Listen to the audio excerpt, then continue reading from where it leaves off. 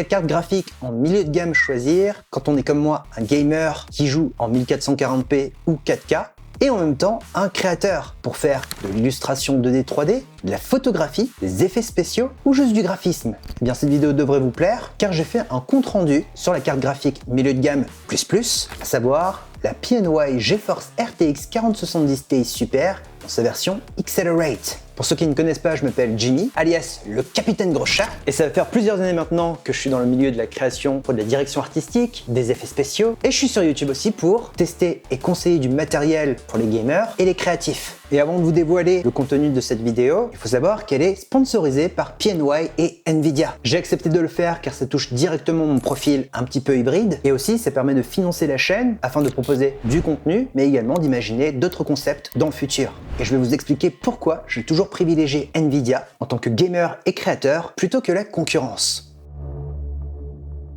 Sans être un fanboy, en fait ce sont les seuls aujourd'hui à proposer deux types de pilotes pour les créatifs et les gamers sur une même carte comme la 4070 Ti Super. Sur la vidéo, je vous ai chapitré dans la timeline deux grandes parties pour la création et le gaming. Je vous invite à la regarder dans sa totalité car je donne pas mal d'informations sur la différence entre les deux pilotes, mais je vous partage aussi des situations où la carte graphique m'a sauvé pendant mes phases de création. Quand vous regardez sur l'application Nvidia App, on a le choix entre le pilote Game Ready, vous le connaissez tous, c'est un pilote qui est souvent mis à jour pour accueillir et profiter pleinement des performances d'un nouveau jeu qui sort ou d'un nouveau jeu compétitif. Et le deuxième pilote, un petit peu moins connu sur le terrain, c'est le pilote Nvidia Studio. C'est le pilote que j'utilise non-stop pour créer, mais aussi pour jouer. Vous allez comprendre. En fait, chaque mois, Nvidia sort une nouvelle mise à jour qui permet d'offrir une meilleure optimisation sur les applications de création. Et contrairement à la concurrence, on peut voir qu'ils ne font pas que de l'optimisation en général. Ils font en sorte également d'améliorer l'efficacité de certains outils qui sont vitaux pour nos créateurs. Mais genre, plein d'outils. Le terme marketing qu'ils utilisent souvent, c'est l'accélération RTX. Et en fait, ce terme, il englobe pas mal de choses, dont un point que je trouve super pratique, mais qui peut embêter certains, c'est l'intelligence artificielle, qui sont calculées grâce au Tensor Core, qui sont implémentés dans la carte. Mais pour moi, c'est comme tout, ça dépend de comment on l'utilise. Perso, je préfère l'utiliser en tant qu'outil pour m'épauler dans mon processus de création, que de faire une création 100% IA et dire « c'est moi qui l'ai fait ». Mais ça, c'est un autre débat. Sur Photoshop, ça me sert aussi beaucoup. Quand j'ai besoin de déflouter un visuel, je demande à la carte de générer en IA la netteté, comme dans les films de science-fiction. Ça me sert aussi quand je dois faire des retouches sur mes miniatures YouTube. Je ne m'embête plus du tout avec le tampon magique. Je demande à la carte graphique de fixer le problème. Et il n'y a pas longtemps, j'ai vu dans le dernier Adobe Max l'outil Perfect Blend qui permet de mélanger parfaitement un sujet détouré dans un décor. À voir si ça utilisera l'accélération RTX, mais je pense que oui. Et si demain vous êtes sur YouTube et que vous avez par exemple besoin d'un fond un peu stylé et que vous n'avez pas forcément le budget, vous pouvez étendre votre décor avec l'IA. Ça vous prend que quelques secondes sur Photoshop et a juste à implémenter cette extension dans votre logiciel de montage vidéo. En parlant de vidéo, faut que je vous parle d'un truc de fou sur DaVinci Resolve. Il y a quelques mois, j'ai réalisé cette scène avec des effets spéciaux et la 4070 Ti Super de PNY. Sauf que ce plan, qui est en slow motion, est en réalité un plan tourné en 24 images par seconde. J'avais oublié de filmer en 60 fps pour le ralentir, mais heureusement, il y avait l'outil Speedwarp qui m'a permis de générer les images manquantes en IA afin de pouvoir créer un slow motion. En fait, la plupart de mes opérations sur DaVinci se font de manière confortable et c'est souvent mentionné quand il y a encore un petit boost derrière avec la carte Nvidia. Je peux détourer un sujet en quelques secondes pour changer l'ambiance du background par exemple. Je peux lire des fichiers vidéo 4K avec des gros débits sans saccade, et cela de façon stable. Merci les 16 Go vidéo. Mais mon outil favori, c'est Unreal Engine 5. Pour mon intro, j'ai sollicité la puissance brute de la GeForce 4070 Ti Super de PNY, avec du DLSS également. J'ai pu créer l'environnement en 3D temps réel, gérer la lumière en ray tracing sans saccade, et j'ai pu m'incruster et jouer avec les caméras pour créer les différentes scènes. Ensuite, j'ai exporté chaque plan pour les récupérer sur After Effects, afin d'y ajouter quelques effets supplémentaires. Et pour finir, j'ai fait une dernière repasse sur DaVinci pour caler le son et travailler encore un peu l'étalonnage. C'est une version très condensée de mon workflow pour cette intro, mais c'est surtout pour vous montrer à quel point cette carte est une petite pépite. Et pourquoi celle-ci plutôt qu'une 4070 tout court ou 4070 Super? Tout simplement à cause des 16 Go de mémoire vidéo contre 12 sur les autres versions. Plus vous avez de la mémoire vidéo, plus ça permet de stocker des éléments comme les textures, les effets visuels ou la lecture de vidéos avec des gros débits. Il y a bien sûr d'autres acteurs qui rentrent en jeu en plus de la mémoire vidéo, comme la fréquence d'horloge, les cœurs CUDA, etc. Mais pour simplifier la chose, dites-vous que la mémoire vidéo aide énormément dans la création. Maintenant, je vais répondre à une question que je vois souvent sur internet qui est: y a-t-il une réelle différence entre les pilotes Game Ready et les pilotes Nvidia Studio? Genre, est-ce que je peux jouer avec les pilotes Nvidia Studio et est-ce que je peux créer avec les pilotes Game Ready? La réponse est oui, mais en fait pour les pilotes Game Ready, il faut savoir que Nvidia travaille constamment sur l'optimisation des jeux vidéo et les correctifs si nécessaire afin de garantir une bonne expérience. Ce genre de mise à jour, ça arrive au minimum 1 à 2 fois par mois, parfois 3, parfois 4. Ça dépend en fait du calendrier de sortie de jeux vidéo et ça dépend aussi si demain il y a un DLSS qui pop pour tel ou tel jeu. Ce même pilote permet aussi de créer, mais comme il y a souvent de nouveaux drivers pour les jeux, on n'est pas à l'abri d'une instabilité sur une app de création. C'est pour ça qu'NVIDIA a décidé de créer à côté les pilotes NVIDIA Studio. En fait, les pilotes NVIDIA Studio demandent des tests plus approfondis et plus longs que pour la partie jeux vidéo, afin d'assurer les performances optimales et surtout garantir une stabilité dans les applications de création. Et ça leur permet de rajouter aussi des nouveaux outils, en collaboration justement avec les firmes, mais aussi d'accélérer certains outils. Comme on est sur la même architecture Ada Lovelace, on peut aussi jouer avec les pilotes NVIDIA Studio, mais comme la fréquence de mise à jour est nettement plus lente, à savoir 1 par mois, on ne bénéficiera pas des dernières mises à jour comme sur les pilotes Game Ready. Genre demain, s'il y a une grosse mise à jour sur Valorant avec plus 25% en perf, vous ne les aurez pas avant quelques semaines, voire quelques mois, avec les pilotes NVIDIA Studio. Car ils doivent tester en profondeur si ces optimisations dans la partie jeux vidéo sont compatibles, du moins ne vont pas rentrer en conflit pour nos applications de création. Après, je ne connais pas le protocole exact de la marque, mais vous l'aurez compris, l'une des grandes forces d'NVIDIA, et c'est pour ça que je suis chez eux depuis plusieurs années, c'est les performances et surtout la stabilité. Alors bien sûr, ce n'est pas infaillible, il peut y avoir des plantages, mais c'est nettement plus réduit. Après, si vous plantez souvent, c'est peut-être pas la carte graphique, ça peut être un souci de RAM, de processeur ou autre. Donc mon conseil, si vous êtes 60% créateur et 40% gamer, privilégiez plutôt les pilotes NVIDIA Studio. C'est sûr, vous n'aurez pas tout de suite les dernières mises à jour pour les jeux vidéo, mais au moins vous êtes tranquille au niveau performance et stabilité sur les logiciels de création. Après, rien ne vous empêche de switch en un seul clic depuis l'application NVIDIA. Elle est vraiment profilée pour faire tourner mes jeux dans plus grand confort, que ce soit sur un écran de 1440p ou un écran 4K. C'est ce que j'utilise actuellement. J'arrive à faire tourner tous mes jeux en élevé, voire en ultra. Tout dépendra bien sûr du jeu, mais vous allez voir, elle se défend super bien. De plus, c'est une carte que j'apprécie, car elle est silencieuse au repos, et en jeu, on entend à peine les ventilateurs.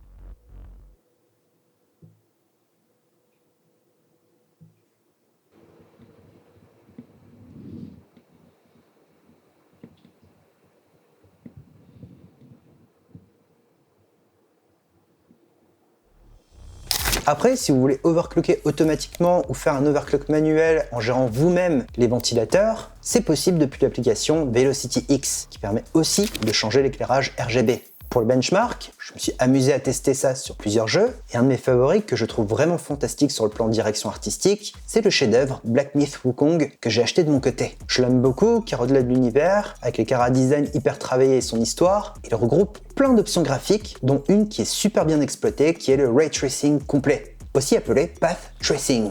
Ça permet de simuler un éclairage réaliste en temps réel dans les jeux, et entre nous, c'est une option que j'utilise uniquement sur les jeux dans lesquels c'est bien implémenté. Il y a un réel intérêt artistique, genre sur Call of Duty Warzone, qui a du ray tracing partiel. Faut le dire, c'est pas ouf. Malheureusement, le path tracing, ça consomme énormément d'énergie. Et c'est pour ça que Nvidia a sorti le DLSS 3, le fameux système qui permet de générer des images supplémentaires en IA, afin de maximiser le nombre d'images par seconde, tout en prenant en compte les lumières, la réflexion en temps réel, etc. Ça, c'est fait avec du deep learning, grâce au fameux Tensor Core que j'ai évoqué dans le chapitre de la création. En 1440p, vous pouvez vous mettre à 58%, ça équivaut à un DLSS en équilibré, et si vous êtes en 4K comme moi, vous pouvez vous mettre à 50%, ce qui équivaut à un DLSS en mode performance. Perso, je vous conseille aussi d'activer l'option réflexe qui est inclue dans toutes les cartes de chez Nvidia. Ça permet de réduire la latence dans les jeux afin d'avoir une meilleure réactivité. Ça, c'est top dans les jeux compétitifs. Et ça permet aussi de mieux synchroniser la communication entre le GPU et le CPU. Ça, c'est parfait pour réduire les décalages ou les drops de FPS dus au goulot d'étranglement. Sur Valorant, je m'en sers et j'arrive à atteindre un nombre d'images par seconde très généreux avec la 4070 Ti Super, que ce soit avec les options basses ou en ultra. Sur Overwatch 2, même chose, avec des options à fond, que ce soit en 4K ou en 1440p, mes sessions sur ce jeu restent un régal. Par contre sur Cyberpunk, qui est un jeu plutôt gourmand, bah forcément j'ai un peu moins d'images par seconde, mais en réalité je m'en sors plutôt bien. Avec le path tracing, comme sur Black Myth Wukong, c'est super bien exploité visuellement parlant, et j'ai quand même un bon nombre d'images par seconde, que ce soit en 1440p ou en 4K. En fait, quel que soit le jeu en général, on a toujours la possibilité d'activer des options issues de l'accélération RTX, et si vous prenez cette carte avant le 8 novembre 2024, vous aurez droit à un petit bonus qui est Star Wars Outlaws, qui est d'ailleurs dispo sur le store d'Ubisoft. Alors j'avoue, je me suis arrêté à la menace fantôme. De ce fait, je connais pas trop la licence Star Wars et je ne sais pas du tout où on se situe dans la timeline. Par contre, une chose est sûre, c'est qu'il exploite la techno RTX, avec le DLSS 3.5, le Nvidia Reflex et le Ray Tracing. Il y aura assez d'images par seconde pour profiter pleinement de ce jeu, que je trouve plutôt joli. Et pour terminer avec la présentation de cette carte graphique milieu de gamme plus, sachez que la 4070 Ti Super de chez PNY est aussi efficace pour le streaming. D'ailleurs, vous avez droit à 3 ports en DisplayPort plus un HDMI pour y brancher des écrans. Si vous voulez pousser votre stream avec OBS, vous pouvez utiliser en complément Nvidia Broadcast qui propose le détourage auto de vous-même pour vous incruster dans le jeu ou pendant vos sessions d'illustration ou autres. Vous pouvez aussi vous mettre un background statique ou animé. Il y a le recadrage auto pour le follow de la tête, un filtre anti-bruit sur le micro, et il y a une option que je n'ai jamais testée auparavant qui s'appelle Eye Contact. Ça, c'est assez bluffant. En gros, avec de l'IA en temps réel, si vous souhaitez traiter un sujet en vidéo avec un long script, vous pouvez le lire, sauf qu'à la caméra, la carte graphique va faire en sorte de générer un faux regard pour donner l'illusion que vous regardez quand même la caméra. Ça, c'est vraiment une dinguerie. Pour conclure cette vidéo, je dirais qu'en étant dans le domaine de la création depuis maintenant plusieurs années, en étant joueur et aussi testeur de matériel pour gamers, pour moi, cette GeForce RTX 4070 Ti Super, dans sa version Accelerate par PNY, c'est vraiment la meilleure carte pour un joueur et créateur sur le plan milieu de gamme plus. Encore une fois, je dis plus, car c'est la meilleure version dans la série 4070, avec ses 16 Go de mémoire vidéo. C'est une chose essentielle si vous voulez faire de la création de façon confortable, et ça sert aussi dans les jeux vidéo quand vous voulez jouer en 1440p, voire en 4K. Quand vous achetez une carte graphique de chez Nvidia, vous achetez pas juste de la puissance brute. Je sais qu'il y a encore beaucoup de personnes qui disent « faut acheter de la puissance brute, point ». Vu comment le monde évolue, pour moi, la puissance brute n'est plus le seul argument. On a besoin d'outils qui arrivent à s'intégrer, qui arrivent à améliorer les choses, que ce soit dans l'IA, dans le son ou autre nouvelle technologie. Et ça, pour le coup, Nvidia a commencé très tôt par rapport à la concurrence. Il y a plein de vidéos où les gens criaient que l'IA ça servait à rien, mais en réalité aujourd'hui on y est et on exploite l'IA, que ce soit dans la création ou même dans les jeux vidéo. Clairement c'est une carte qui vous servira dans toutes vos tâches créatives, montage vidéo, effets spéciaux, illustration, photographie, que ce soit dans des tâches lourdes ou légères. Si vous avez besoin d'IA pour corriger le tir, elle saura répondre en quelques secondes. Puis pour le jeu, c'est confortable. Et chose cool, si vous allez sur le site de Cybertech, vous pourrez retrouver ma 4070 Ti Super Accelerate dans sa version EpicX RGB, mais vous avez aussi droit à une version non RGB qui, elle, est en promotion. J'espère que ma vidéo vous aura aidé à y voir plus clair pour le choix de votre future carte graphique. J'ai essayé de vous présenter un maximum de cas concrets avec des phases de workflow, des situations aussi un petit peu critiques où la carte de PNY m'a sauvé, en plus des phases de jeu. Et si vous avez des questions, n'hésitez pas à utiliser l'espace commentaire. Je remercie encore une fois PNY et Nvidia d'avoir épaulé la chaîne. Sur ce, je vous dis à très bientôt, portez-vous bien, c'était le Captain Gros Chat, bisous!